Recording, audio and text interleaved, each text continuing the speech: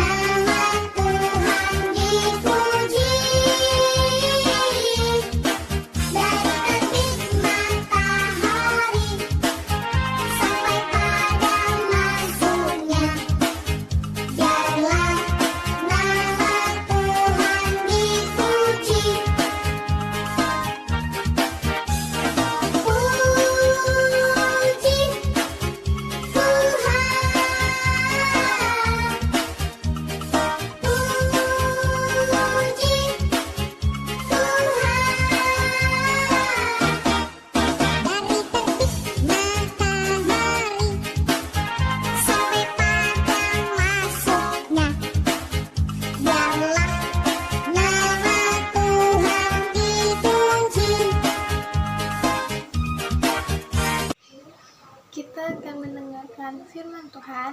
Sebelum kita mendengarkan firman Tuhan, kita akan menyanyikan satu buah lagu, baca kitab suci doa tiap hari.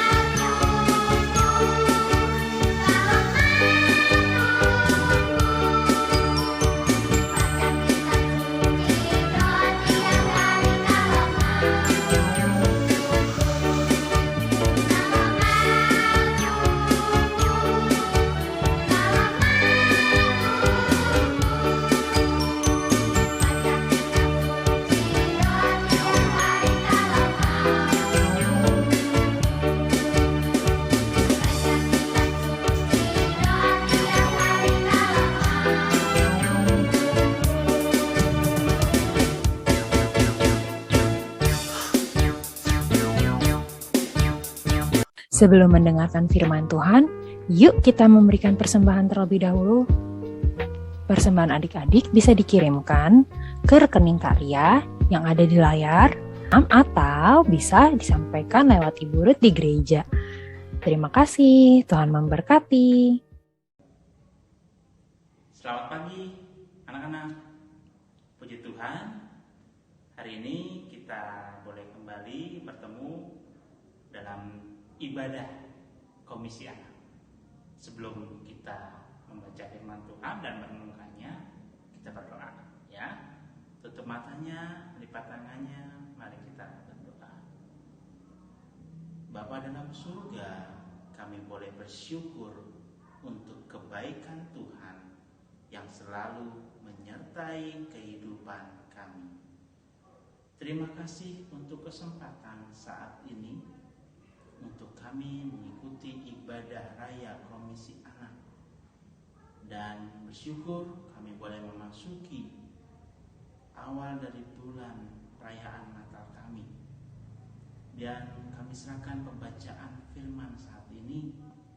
Mampukan kami untuk mengerti, memahami, dan melakukan firman Tuhan dengan baik.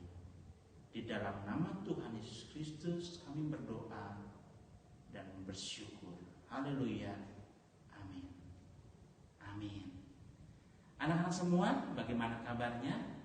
Kamu mau dengar? Baik, puji nama Tuhan. Nah, kita sudah masuk dalam bulan Natal saat ini. Bulan apa kalau Natal? Ya, betul, Desember. Nah, oleh sebab itu kita akan berbicara mengenai situasi, keadaan yang kita rayakan di dalam bulan Natal. Coba persiapkan Alkitab kalian ya. Kita akan membaca dari Matius. Kitab Matius pasal yang kedua. Kitab Matius pasal yang kedua, ayat yang pertama sampai ayat yang ke-12. Kami ulangi lagi dari Kitab Matius pasal yang kedua, ayat yang pertama sampai yang ke-12. Yuk perhatikan yang Kak Marno bacakan, dan kakak berharap kalian semua juga sama-sama membaca Alkitab di rumah kalian ya.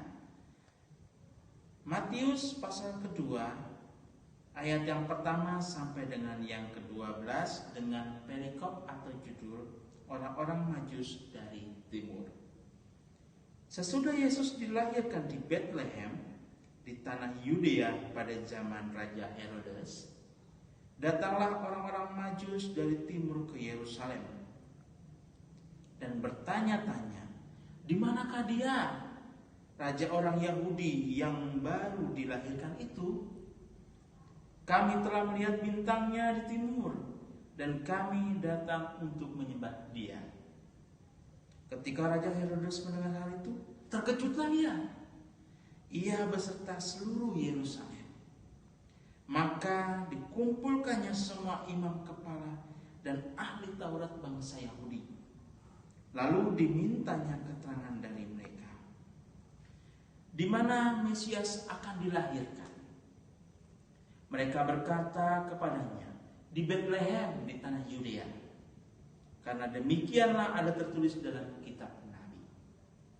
Dan engkau Bethlehem, tanah Yehuda, engkau sekali-kali bukanlah yang terkecil di antara mereka yang memerintah Yehuda.